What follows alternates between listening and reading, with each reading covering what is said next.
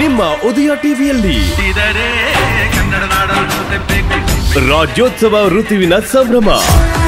ಕನ್ನಡದ ಬಗ್ಗೆ, ಕನ್ನಡದ ಭಾಷೆ, ಕನ್ನಡದ ಹಿರಿಮೆ, ಅದರ ಬಗ್ಗೆ ಅಭಿಮಾನ ಜಾಸ್ತಿ ಇರಲೇಬೇಕು.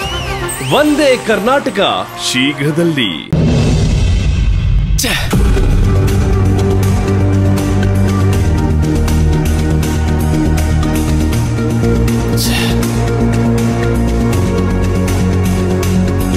ಧ್ರುವ, ತಗೋ ಊಟ ಮಾಡು. ನಾನ್ ಬೇಡ ಅಂತ ಅಂದೆ ತಾನೆ, ಮತ್ತೆ ಯಾಕೆ ತರಕ್ ಹೋದೆ? ಯಾಕೆ ಅಂದ್ರೆ ನಿನ್ನ ಹಸ್ಕೊಂಡಿದ್ಯಲ್ಲ ಅದಕ್ಕೆ. ಒಂದಿನ ಹಸ್ಕೊಂಡಿದ್ರೆ ನಾನೇನ್ ಸತ್ತು ಹೋಗಲ್ಲ. ಧ್ರುವ, ಯಾಕೆ ಇಷ್ಟೊಂದು ಹಠ ಮಾಡ್ತಾ ಇದ್ಯಾ?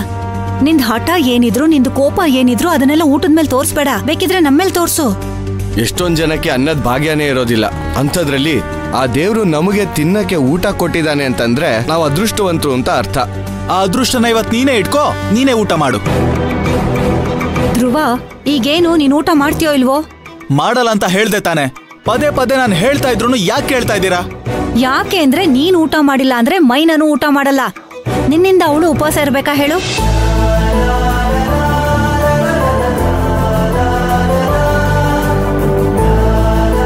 ಜಯಂತಿ, ಅವನ್ ಮನ್ಸು ಕಲ್ಲಾಗೋಗಿದೆ. ಯಾರು ಊಟ ಮಾಡ್ಲಿ ಬಿಡ್ಲಿ ಅದ್ರ ಬಗ್ಗೆ ಅವನ್ಗಂತೂ ಚಿಂತೆ ಇಲ್ಲ. ಬಾ, ನಾವಾದ್ರೂ ಹೋಗಿ ಊಟ ಮಾಡೋಣ. ಇದ್ರ ಮೇಲೆಲ್ಲ ಅವ್ರವ್ರ ಇಷ್ಟ. ನಡಿ. ಇಬ್ರು ಹಠ ಬಿಟ್ಟು ಊಟ ಮಾಡಿ.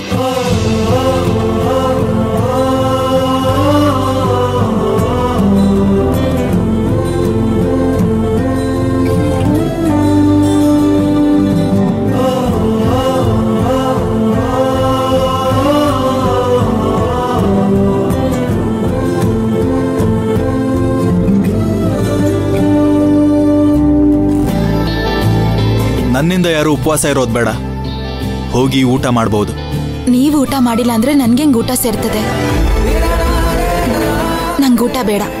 ಸರಿ, ಹಾಗಾದ್ರೆ